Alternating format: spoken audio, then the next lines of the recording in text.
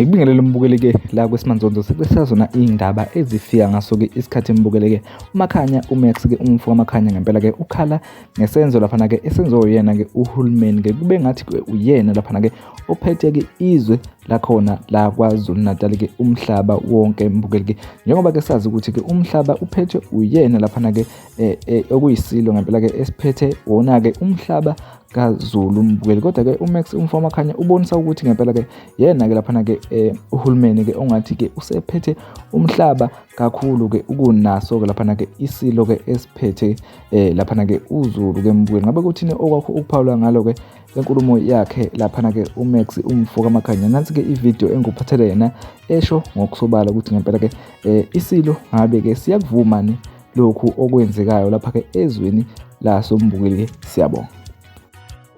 Wengangezwe lakhe silo samabandla wonke hlanga lomhlabathi hlanga lamakhosi wena omkhulu omude ongangeyintaba zezwe lakhe cela ukubuza ndaba ezitha kungabe Nkosi yami Bayede uyakuvuma yini lokhu okwenzekalayo ezweni lakho? Uyakuvuma yini okwenziwa uhulumeni ndaba ezitha ezweni lakho na?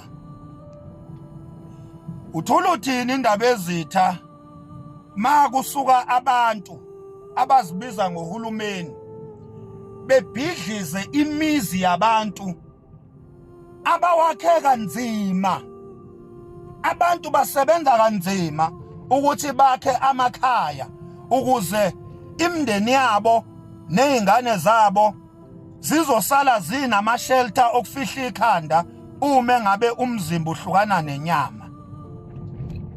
Ebese kuqhamuka into ezibiza ngokuthi uhulumeni izothi umhlaba ezweni lakho ndaba ezitha. Lento le eyibiza ngohulumeni izothi umhlaba abantu bakho abakhe kuwo ithi umhlaba wayo. Ndaba ezitha uyakuvuma yini ukuthi umhlaba wakwaZulu akuwona wakho owalento ekuthiwa uhulumeni? Ndaba ezitha sesilalelile izipitshi zonke ohlezi uzenza asikakakuzwa hlanga lomhlabathi uaddressa indaba yokubhidlizelwa kwabantu imizi emhlabeni wakho ndaba ezitha. Asikakakuzwa Nkosi yamakhosi uyi-addressa leyo ndaba. Uyakuvuma yini ndaba ezitha ukuthi kusuke ingcanga ezibiza ngokuthi zona zuhulumeni zihlukumeze isizwe sakho zibhidlize imizi, babhidliza imizi emhlabeni wokhokho, babhidliza imizi yabantu abamnyama? Asikaze sibabone bebhidliza imizi yabelungu. Iphi imvume yokuthi abelungu ngempela lemhlaba abakhe kuyo eyabo? Uma ngabe kumuntu omnyama kufuneka imvume, iphi abelungu? Babe uthole kanjani abelungu umhlaba? Uhulumeni waye uthole kanjani umhlaba? Yini indaba lolu hlelo lokubhidlizwa kwemizi yabantu lushaye abantu abamnyama kuphela?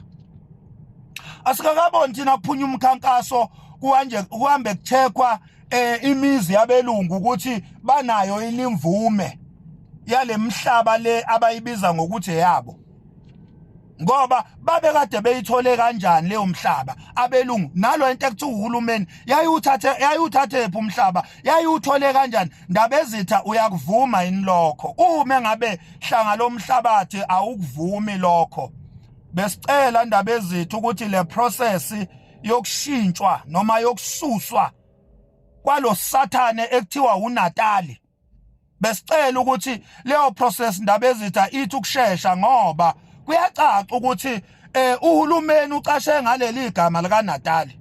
kuyacaca ukuthi ngamsukwane iKwaZulu ibizwa ngoNatali. Ilapho la yahamba khona iKwaZulu, ilapho la umhlaba wahamba khona ngamsukwane iKwaZulu, sekungasabi KwaZulu seyibizwa ngoNatali.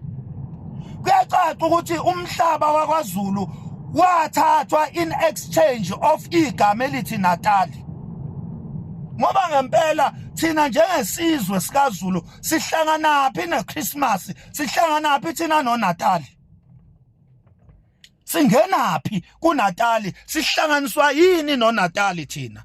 Ndabezitha hlanga lomhlabathi, wena omuntu omkhulu ongangey'ntaba zezwe lakhe, singomakhanya umbono nje. Siyakucela Ndabezitha, kuyaphuthuma, ku-emergency, mhlaba wokhokho bethu asijabulile kuwo, kujabula bezizwe. Njoba ubona nje kupetuka kanje ama-Nigerian esisongele ethi azosishaya ngamabhomu, azosidlisa opoyizeni, masithenga igrosa soyithenga seyine-poison phakathi, sife, sistraightnishwa ama-foreigners emhlabeni wokhokho bethu. Emhlabeni wokhokho bethu asivumelekile thina ukwakha, sibe nama-shelter, sibe nemizi emhlabeni wakho. Silo samabandla emhlabeni wakho kuthiwa hayi akona umhlaba wakho, umhlaba kahulumeni. Thina Ndabezitha njengesizwe sakho sisemva kwakho, sifuna ukukusupporta Ndabezitha, sifuna uyilwe lempi, ngoba uzobe ungayilwi wedwa. Sifuna uyilwe lempi, sifuna uyilwe hlanga lomhlabathi.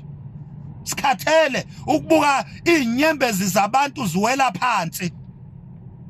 Kusuka into ezibiza ngokuthi uhulumeni ibhidliza amakhaya emhlabeni wokhokho, emhlabeni wakho Ndabezitha. Hayi sikhathele manje, sikhathele Ndabezitha.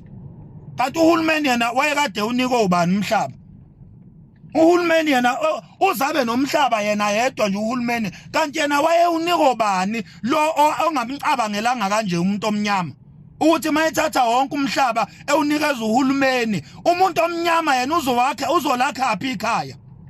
Uzolakhapi umuntu omnyama ikhaya? Ngoba asinazi imali zokuthenga imhlaba, asinazi imali, asinazo imali njengabantu abamnyama zokuthenga imhlaba. Manje umhlaba wonke kuze kuthiwa kahulumeni nje, ubani owanikeza uhulumeni umhlaba? Uhulumeni wawuthathaphi umhlaba? Wawuthathaphi hlanga lomhlabathi, hlanga lezwe? Wawuthathaphi uhulumeni umhlaba? Ndabezitha, Ndabezitha bayede hlanga lomhlabathi, hlanga lomhlabathi.